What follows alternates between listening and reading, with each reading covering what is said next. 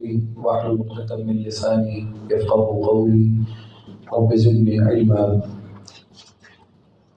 عزیز بھائیوں، ماہ رمضان کے 27 دن اور 28 راتیں گزر چکی ہیں۔ ہمارے پاس مزید ایک رات، 2 دن اگر اللہ نے اس میں ایک کا اضافہ کیا تو بس یہ مختصر سا وقت باقی ہے۔ ایک انتہائی اہم امر اور معاملے کی طرف اپنی اور آپ احباب کی توجہ آج کی نشست میں مبذول کروانا چاہوں گا۔ وہ معاملہ ماہ رمضان کے ٹارگٹ اور ہدف سے متعلق ہے۔ زندگی میں جب بھی رمضان شروع ہوتا ہے تو مالک کائنات 12 مہینوں اور ماہ رمضان کو پیدا کرنے والی ذات ہر مومن مسلمان کو ایک ہدف، ٹارگٹ اور ٹاسک دیتا ہے، اور وہ ٹاسک یہ ہوتا ہے کہ میرا بندہ اپنی زندگی کے سابقہ گناہوں کو بخشوانے اور اپنے جسم کو جہنم کی آگ سے آزاد کروانے میں کامیاب ہو جائے، یعنی مغفرت اور جہنم سے آزادی مل جائے انسانوں کو، مومنوں کو، مسلمانوں کو۔ یہ اللہ کا مقصود اور مطلوب ہوتا ہے ہر ماہ رمضان سے۔ تو دن ہمارے پاس 28 رہے، 27 رہے، 28ویں کا آغاز ہوا، راتیں ہمارے پاس 28 گزری۔ تو بھائی اپنے آپ سے یہ سوال کرنے کا وقت ہے کہ کیا ہدف اور ٹارگٹ ہم نے اچیو کیا ہے یا نہیں کیا؟ جس نے نہیں کیا اس کے لیے تو جبریل امین علیہ التحیہ والتسلیم نے بد دعا فرمائی ہے نا۔ جب آپ منبر پہ چڑھ رہے تھے تو انہوں نے یہی کہا تھا نا کہ وہ شخص رسوا ہو جائے، ذلیل و خوار ہو جائے جس نے زندگی میں رمضان تو پایا ہے لیکن اپنی بخشش کروا کے جنت تک نہیں پہنچ سکا، اور رسول اللہ علیہ السلام نے آمین کہا تھا اس پہ۔ اور جس نے اس ہدف اور ٹارگٹ کو پا لیا ہے اس کا واقعی رمضان مبارک ہے، وہ عید منانے کا بھی مستحق ہے، اس کی عید واقعی خوشیاں لے کے آئے گی اس کی زندگی میں۔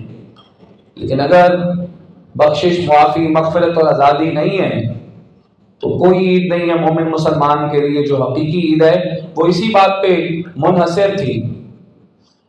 اور یہ جو معافی اور مغفرت ہے یہ کوئی چھوٹی نعمت نہیں ہے، یہ اللہ رب العالمین کی طرف سے جس کو مل جائے وہ بڑا خوش قسمت و خوش نصیب انسان ہے۔ اس کے تو سمجھ لیں آپ کی زندگی کا ہدف پورا ہو گیا اس کی۔ قرآن نے یہی کہا ہے فَمَنْ زُحْزِحَ عَنِ النَّارِ وَأُدْخِلَ الْجَنَّةَ فَقَدْ فَازَ، جو جہنم کی آگ سے بچ گیا اور جنت میں داخل ہو گیا، یہ ہے سکسیس۔ ترقی بھی یہی ہے، کامیابی بھی یہی ہے۔ اللہ کہتے ہیں فوز و فلاح بھی یہی ہے۔ دنیا میں ہم جو کچھ بھی حاصل کرتے ہیں، لیتے ہیں، اللہ اس کو کامیابیاں، ترقیاں کاؤنٹ نہیں کرتے۔ اللہ کہتے ہیں وہ تو دھوکے کا سما ہے، وہ تو دکھتا کچھ ہے حقیقت میں کچھ ہے۔ حقیقی کامیابی اسی بات میں ہے کہ انسان اپنے 5.5، 6، 6.25، 6.5 فٹ کے جسم کو جہنم سے بچا لے۔ نبی کریم علیہ الصلوۃ والسلام ایک مجلس میں بیٹھ کے اللہ سے 70 دفعہ، 100 دفعہ جس چیز کا سوال کرتے تھے اس کا نام معافی ہے، اس کا نام بخشش و مغفرت ہے۔ اپنی امت کے لیے ایک رات، پوری رات دعا مانگتے رہے اللہ سے۔ صحابی چونکہ آپ کے ساتھ تھے، آپ کی نماز دیکھ رہے تھے، تو ان کا اپنا بیان ہے کہ پوری رات رسول اللہ علیہ السلام قیام میں، رکوع میں، تشہد میں، سجدے میں اپنی امت کے لیے ایک ہی چیز مانگتے رہے، قرآن کی ایک آیت پڑھ کے ان تعذبہم فإنہم عبادک، اے اللہ اگر تو ان کو عذاب دے گا تو یہ بندے تو تیرے ہیں، وَإِن تَغْفِرْ لَهُمْ، اگر تو ان کو بخش دے گا، معاف کر دے گا، فإنک انت العزیز، تو غالب ہے، تجھے کوئی پوچھنے والا نہیں، الحکیم، تو کمال حکمت والا ہے۔ رسول اللہ علیہ السلام اپنی امت کے لیے ساری رات دعا کر کے یہ چیز مانگ رہے ہیں، معافی، مغفرت، آزادی۔ اور اللہ رب العالمین کی طرف سے ملنے والا درگزر رسول اللہ کی اپنی امت کے لیے اللہ سے یہی دعا ہے۔ صحابہ کا شوق بھی یہی تھا۔ آپ نے صحابہ کو یہ پیشگوئی فرمائی تھی کہ لوگوں، ایک شخص ہے اویس اس کا نام ہے، یقال لہ اویس، علاقہ اس کا یمن ہے، قبیلہ اس کا کرن ہے، تم میں سے جس کی ملاقات ہو جائے اس سے دعا کروائے۔ حضرت عمر رضی اللہ عنہ کے ذہن میں یہ چیز موجود تھی۔ حج کے موقع پہ جب آپ امیر المومنین ہیں تو آپ نے ایک موقع پہ سوال کیا کہ یمن والے کون ہیں؟ یمن والے آپ کے پاس لائے گئے، پوچھا کہ کرن والے وہ لائے گئے، کہا تمہارے اندر ایک اویس نام کا شخص ہے؟ کہا جی بالکل ہے۔ ملاقات ہوئی، کہا کہ آپ وہی ہیں کہ جو اپنی ماں کے خدمت گزار ہیں اور ماں کی خدمت نے آپ کو رسول اللہ سے ملاقات کرنے سے روک کے رکھا؟ کہا جی ہاں۔ آپ وہی ہیں جن کے جسم پہ پھلبیری کا نشان ہے، پہلے زیادہ تھا اب تھوڑا ہو گیا ہے، اتنا رہ گیا ہے جتنا ایک درہم کے سکے کے برابر ہوتا ہے؟ کہا جی بالکل میں وہی ہوں۔ کہا پھر میں نے اللہ کے رسول سے آپ کے بارے میں یہ سن رکھا ہے کہ جس کی آپ سے ملاقات ہو جائے وہ آپ سے دعا کروائے، اور میں آپ سے کہتا ہوں، امیر المومنین کہتے ہیں کہ ہاتھ اٹھائیے اور میرے لیے اللہ سے دعا کیجئے۔ ویس کہتے ہیں کہ آپ امیر المومنین، میں آپ کے لیے دعا کروں؟ کہا جی میں نے رسول اللہ سے یہ سنا تھا۔ کہا بتائیے کیا دعا کروں؟ صحیح مسلم کی روایت ہے، کہا اللہ سے یہ دعا کر دیں کہ اللہ امیر المومنین نہیں، خطاب کے بیٹے عمر کو معاف کر دے۔ جو جس رستے سے گزرتے ہیں شیطان اس رستے کو چھوڑتا ہے، جو بولتے زمین پہ ہیں مشورہ زمین پہ دیتے ہیں، اللہ قرآن بنا کے اتارتا ہے۔ ان کی خواہش کیا ہے، ان کی دعا کیا ہے، التجا کیا ہے؟ جہاں ان کو یقین ہے کہ ہمیں مل کے رہے گا، وہاں وہ اللہ سے کیا مانگ رہے ہیں؟ بخشش، معافی اور مغفرت۔ رسول اللہ علیہ السلام مدینہ ہجرت کر کے آئے۔ مدینے والے اہل یثرب، ان کا جو کام ہے، کاروبار ہے، مشغولیت ہے، مصروفیت ہے، وہ کیا ہے؟ وہ سب لوگ کھیتی باڑی کرتے ہیں۔ اور آپ جانتے ہیں کہ مدینہ یا مکہ یہ سب علاقے خشک ہیں، یہاں پہ پانی کا عام میسر ہونا بڑی مشکل بات ہے۔ گرم علاقے ہیں، خشک علاقے ہیں۔ اب انصار کو کھیتی باڑی کرنے کے لیے، کھیتوں کو پانی لگانے کے لیے بڑی مشکل پیش آتی ہے۔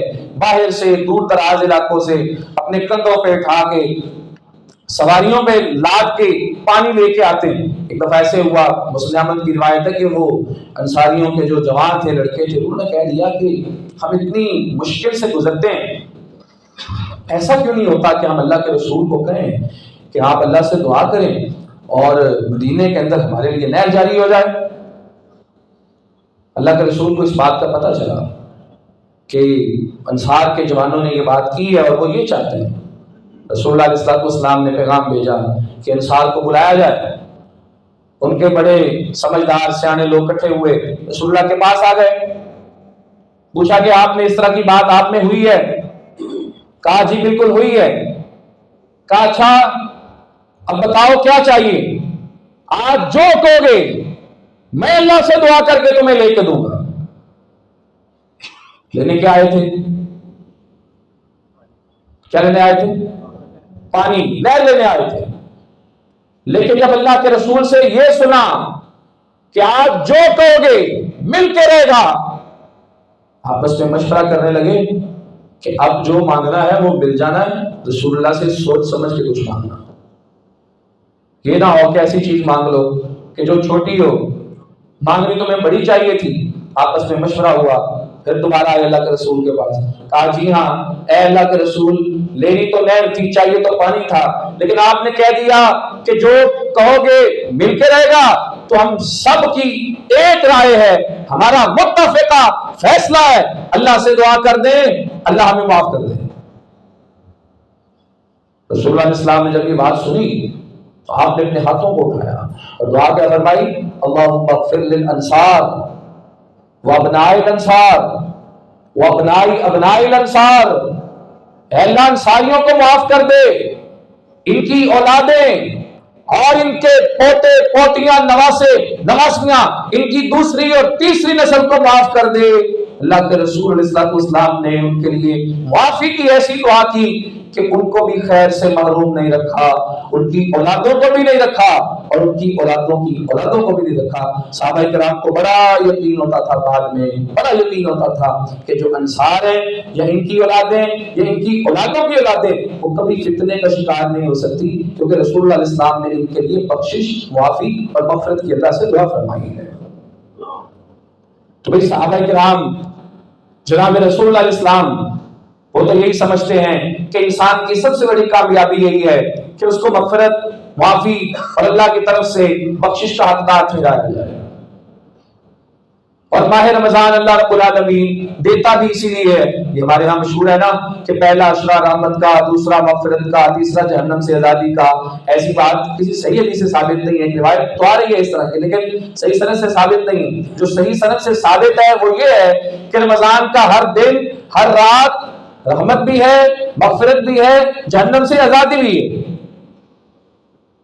حدیث کے الفاظ ہیں کہ جب ماہ مبارک ماہ رمضان آ جاتا ہے تو اللہ اپنے کئی بندوں کو اور ایسے بندوں کو جن کے نام جہنمیوں میں لکھ دیے گئے تھے، اللہ ماہ رمضان میں ان کو جہنم سے آزاد کر کے جنت دیتا ہے۔ اور رسول اللہ فرماتے ہیں یہ کام کسی ایک دن، ایک رات یا ایک عشر میں نہیں ہوتا، وذالک کل لیلہ، رمضان کی ہر رات اللہ رب العالمین اپنے کئی بندوں کو معافی بھی دیتا ہے، جہنم سے آزادی بھی دیتا ہے۔ اس سوچنے کی بات یہ ہے، میرا آپ کا ہم سب کا 28 راتیں گزرنے کے بعد کسی ایک رات میں بھی ہمیں اللہ سے امید یہ یقین ہے کہ ہمارا انشاءاللہ نام ان میں آ گیا ہے؟ کیا ہماری کوئی ایسی ایفرٹ، ہماری کوئی کوشش، یا بس ہم دنیا میں رمضان مبارک اس لیے گزارنے آئے ہیں کہ اچھی خاصی سحری کھائیں، رات کو بہترین افطاری کریں، صبح دن کے وقت سوئیں، رات کے وقت خوب مجلس محفل لگائی جائے، عید کی تیاریاں، خریداریاں اور عید کے پکوان، دعوتیں، فنکشنز، گیٹ ٹوگیدر، آنا جانا، مجلسیں، کیا صرف ہم اس لیے پیدا ہوئے ہیں کہ رمضان ایسے ہی گزار کے پھر ہم چلے جائیں، پھر ہم کہتے ہیں رمضان مہمان ہے؟ رمضان مہمان نہیں ہے، رمضان تو ہر سال آتا ہے، جب سے زمین و آسمان پیدا ہوئے ہیں قیامت تک یہ آتا رہے گا۔ مہمان تو ہم ہیں، آج ہیں کل نہیں ہوں گے۔ جتنے سال اللہ نے زندگی رکھی ہے اتنے رمضان ملیں گے، اس کے بعد ختم ہو جائے گی بات۔ مہمان تو ہم ہیں، سوچنا ہم نے، فکر ہم نے کرنی ہے کہ جو ٹارگٹ اللہ دے رہا ہے ہمیں، ہم وہ پا رہے ہیں، اسے لے رہے ہیں، حاصل کرنے کی کوشش کر رہے ہیں یا نہیں کر رہے ہیں۔ اور اپنی بات سنیں، اللہ رب العالمین تو اپنے بندے کا انتظار کر رہا ہے۔ ان ربک واسع المغفرہ، وہ تو اس کی مغفرت اور معافی بڑی وسیع ہے۔ رحمتی وسعت کل شیء، اس کی رحمت نے ہر چیز کو گھیرا ہے۔ وہ کہتے ہیں لا تقنطوا من رحمت اللہ، میری رحمت سے نا امید نہ ہونا، ان اللہ یغفر الذنوب جميعا، میں سارے گناہوں کو معاف کر دیتا ہوں۔ لیکن ملتی کسے ہے؟ معافی ملتی کسے ہے؟ جو اللہ سے لینے والا ہوتا ہے، جو اللہ سے مانگنے والا ہوتا ہے۔ رسول اللہ علیہ السلام نے اس لیے فرمایا کہ جس بندے نے سچے دل کے ساتھ، صدق کے دل کے ساتھ اللہ سے 3 دفعہ معافی مانگی اور کہا کیا؟ استغفر اللہ الذی لا الہ الا هو الحی القیوم واتوب الیہ، میں اللہ سے بخشش مانگتا ہوں، وہ اللہ جس کے علاوہ کوئی الہ نہیں ہے، وہ ہمیشہ سے زندہ ہے، ہر چیز کو قائم رکھنے والا ہے، میں اس کی طرف توبہ رجوع کرتا ہوں۔ رسول اللہ علیہ السلام فرماتے ہیں سچے دل کے ساتھ، دل سچا ہونا چاہیے، یہ نہیں کہ تسبیح کے منکے پہ منکا پھینک رہا ہے، ساتھ گالیاں بھی بک رہا ہے، ساتھ تسبیح بھی چل رہی ہے، نہ توجہ ہے نہ دھیان ہے، بس گنتی پوری ہو رہی ہے۔ ایسے ذکر، وظیفے، دعاؤں کی اللہ کو کوئی حاجت ضرورت نہیں ہے جس میں انسان کا دل حاضر نہیں، دماغ حاضر نہیں، زبان اور یہ سب چیزیں ایک ساتھ نہیں چل رہی۔ جب یہ سب چیزیں ایک ساتھ چلیں تو رسول اللہ فرماتے ہیں 3 دفعہ بھی اللہ سے کسی نے اگر بخشش و معافی مانگی ہے اللہ اس کو ضرور معاف کرے گا، اگرچہ اس نے جنگ سے بھاگنے والا گناہ بھی کیا ہو۔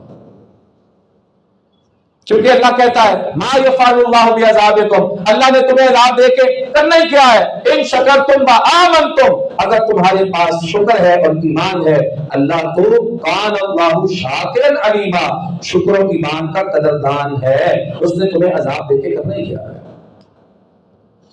اتنا قدردان 100 بندوں کے قاتل کو اس نے کس بات پہ معاف کیا؟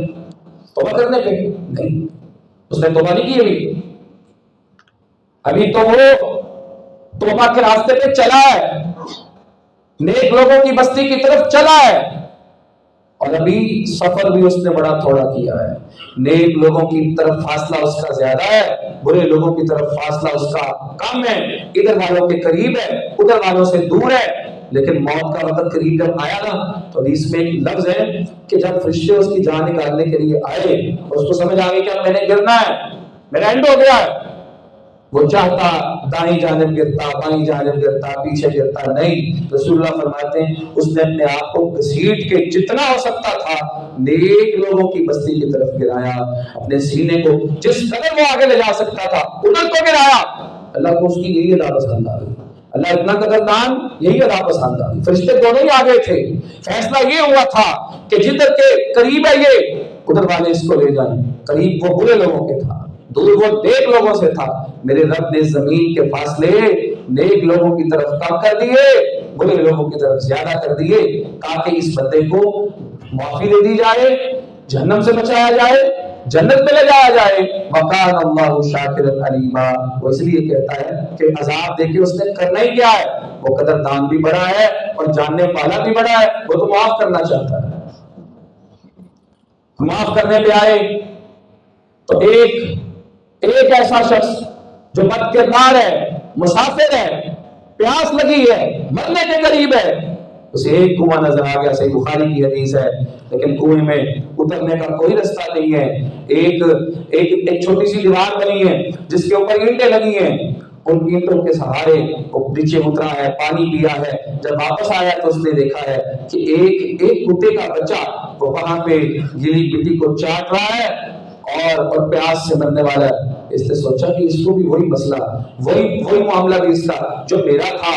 फौरन वापस नीचे उतरा।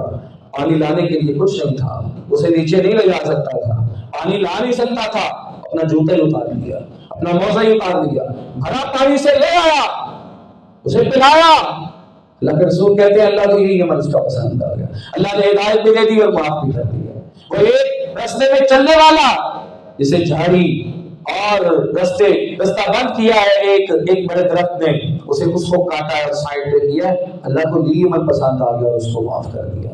वो बड़ा शाकिर है, बड़ा कदरदान है, और इतना कदरदान है अल्लाह के रसूल फरमाते हैं कि इंसान मुसलमान मोमिन की आंख से निकलने वाला आंसू का निदामत से, शर्मिंदगी से, एहसास के साथ, इतराफ के साथ, इकरार के साथ एक कतरा इतना पावरफुल और ताकतवर है। अल्लाह की बड़ी जहन्नम जिसे 70,000 लगामें डाल के मेराज महशर में लाया जाएगा। एक लगाम पे 70,000 फरिश्ते लगाए जाएंगे, जिसे थामने वाले 4 अरब 90 करोड़ फरिश्ते होंगे। रसूलुल्लाह फरमाते हैं इंसान मोमिन मुसलमान की आंख का एक कतरा जो उसे मगफिरत, माफी और अल्लाह के डर और खौफ दिलाए, रसूलुल्लाह फरमाते हैं वो इतना ताकतवर है, अल्लाह की बड़ी जहन्नम की आग को ठंडा कर देता है, बुझा के रख देता है। सारा रमजान गुजर जाए, 4 ताकरातें गुजर जाएं, एक ताकरात 2 दिन बाकी रह जाएं, और फिर भी माफी, बख्शिश और मगफिरत के लिए यह हमारी तवज्जो ना हो, हमारा फोकस ना हो, या हो लेकिन हमारी कोशिश ना हो, तो ये बड़ी बदकिस्मती की बात होगी। महीना तो गुजर जाएगा, लेकिन दोबारा आएगा कि नहीं आएगा, हमारी से हम होंगे कि नहीं होंगे, आएगा तो सही, हमारी जिंदगी में आएगा कि नहीं आएगा, ये अल्लाह के अलावा कोई नहीं जानता। इसलिए जो घड़ियां, जो वक्त, जो टाइम बाकी है, कुछ तन्हाई में वक्त हमने अपने आप को भी देना है। कुछ इंतजार ना किया करें कि कोई दुआ करवाए पीछे हम बस आमीन आमीन कह के घर चले जाए, नहीं, कुछ वक्त खुद अकेले में भी अपने आप को देना, ये अल्लाह रब्बुल आलमीन का मतलूब है। इस मतलूब को हमें समझना है और इसके मुताबिक अपनी कोशिश को जारी रखना है। अल्लाह ताला हम सबको तौफीक अता फरमाए। हमारा तौफीक